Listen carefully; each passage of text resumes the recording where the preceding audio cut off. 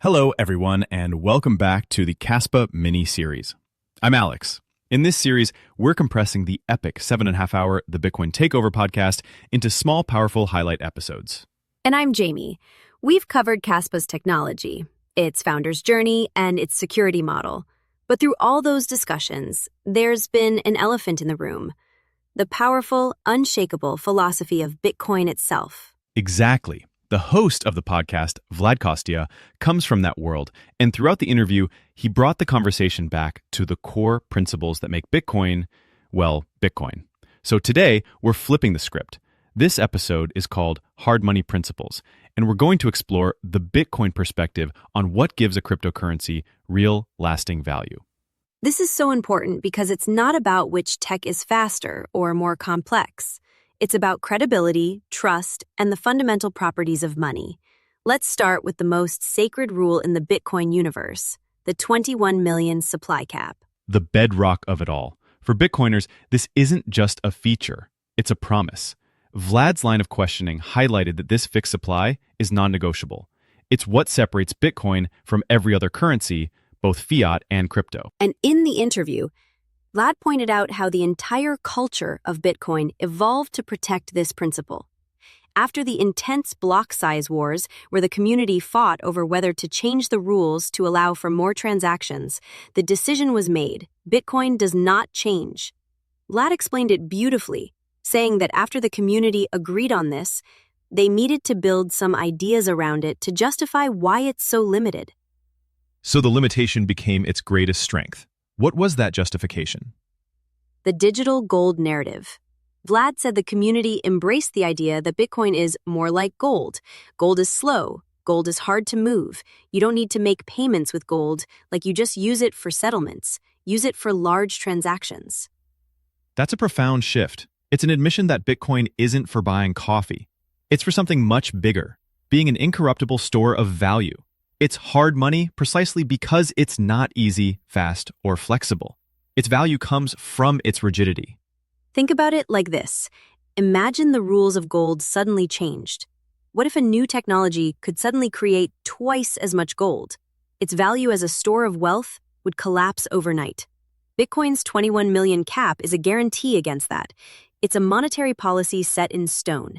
And, as Vlad's perspective makes clear, any deviation from that absolute certainty is a fatal flaw. This brings us to the second pillar of the hard money argument: credibility. Why should we trust that Bitcoin's rules won't change? History. Vlad brought up Bitcoin's Immaculate Conception, an anonymous founder, a quiet launch with no pre-mine and over a decade of battle-tested security, where every attempt to change the core rules has failed. This history is unique and, as even Yonatan admitted, cannot be replicated. So, from Vlad's perspective, a project like Kaspa, no matter how clever, starts with a credibility deficit. Exactly. And the interview touched on all the points a Bitcoiner would zero in on. For example, Yonatan's story about the messy GameNet launch that halted and had to be restarted. From his view, it was a beautiful proof of decentralization. But from a hard money perspective, it's a historical flaw. It's an asterisk on the record. Bitcoin doesn't have an asterisk like that. Right. The same goes for the emission schedule. Yonatan explained Kaspa's rapid initial emissions were designed to avoid the fate of projects like Grin and to incentivize early adopters. But a Bitcoiner looks at that and sees a system that front-loaded rewards, which is a different monetary philosophy than Bitcoin's slow, steady, and predictable halvings that stretch out for over a century. So every design choice in these new experimental protocols becomes a point of comparison against Bitcoin's established, unchanging history. And that's the crux of the argument. From Vlad's perspective, you don't experiment with global, neutral money. You prove it over decades.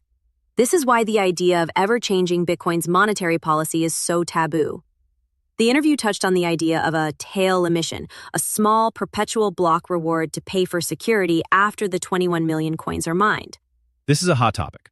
Some people, like Peter Todd, have argued it might be necessary to secure the network long term. What was the vibe in the room on that? You could feel the tension. Yonatan acknowledged the debate, even saying that the 100% consensus on Bitcoin's 21 million cap might have softened to 95%. But from a hard money standpoint, that 5% of doubt is a catastrophic failure. Because the value is in the certainty. The moment the rule is bendable, it's broken. Exactly. Vlad didn't even need to say it. His framing of the crypto space makes it clear.